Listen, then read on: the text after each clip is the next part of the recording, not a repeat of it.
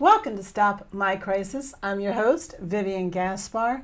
And so many times when people in the midst of crisis think about your own life, don't you just feel like giving up hope sometimes? I know it sounds hokey. I'm aware of that. But really, if you think about it, a positive attitude is really about having hope.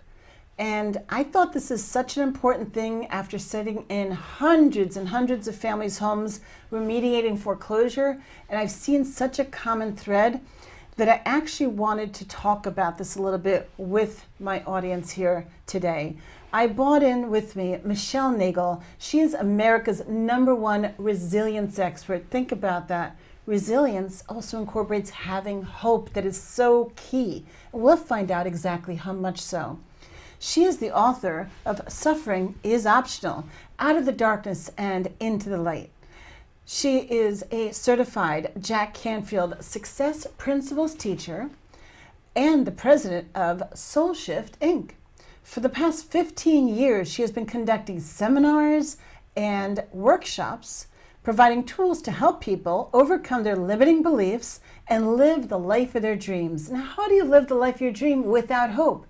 Think about it. Are you hopeful in your thoughts or negative in your thoughts? So right now, I would really like to say, Michelle, thank you so much to talk about a subject that most people think is just hokey. What is the facts around there? Does it seem to be critical or not? What could you tell us about the reality and the importance of having hope? Well, positive thinking is, it can actually do so many things for you in so many different ways. It can make your perception of pain 30% less just by having positive thoughts about it.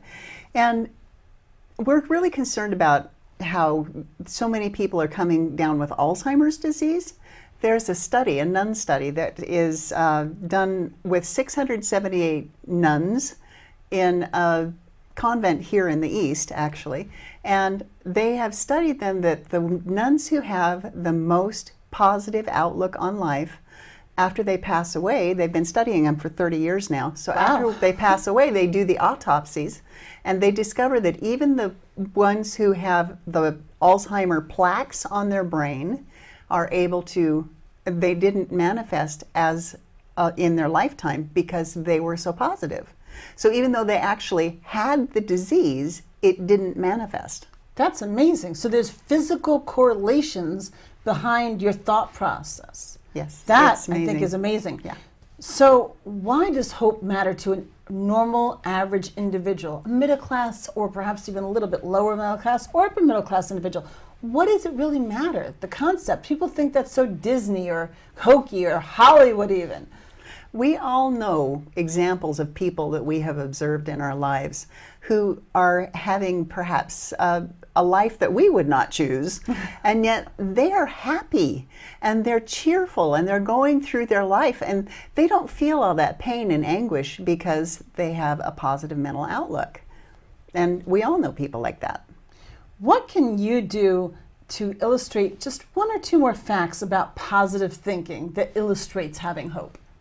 Well, happily married people have higher coping skills than people who are not.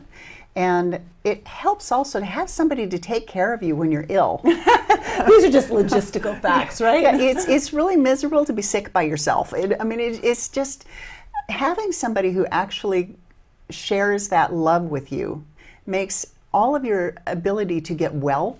It increases all of your immune system. Again, back to the immune system. It helps us be very healthy and well. And also a Dutch study showed that people who were happy had a 77% lower incidence of heart disease. 77% lower heart disease? Those, I don't think, are numbers that anyone can ignore. That's very significant. So what is something easy that an average person could do right now to promote positive thinking in themselves? Take 100% responsibility for yourself. Don't complain and blame other people for the circumstances that you have in your life. You may not have chosen them, but right this specific second, you can choose to do something about it. You can choose the way you look at them. And having that change in your mindset is going to change your entire life. It really does. That is a very good point, because it's not about what happens to you or the forces that cause them to happen to you. It's how you react to them, correct? The response is the only thing that you can control. You may not, my uncle had a tragic accident while he was buying a wedding gift for my aunt. Oh. And it was a tragic accident, but did my aunt respond in a really negative, horrible fashion? She didn't. She celebrated the fact that she had had 60 years with this wonderful man. And her whole affect and attitude towards his passing was that she was grateful for the time that she had spent with him and grateful for their children. And she was a really good example for me, because she lived a very, very ripe old age of 98. Wow, 98! And she was very happy and very positive at all times. I think what you're saying is having that positive attitude, perhaps living in a state of gratitude, can even elongate your life, because let's face it, who wouldn't love to live to be 98?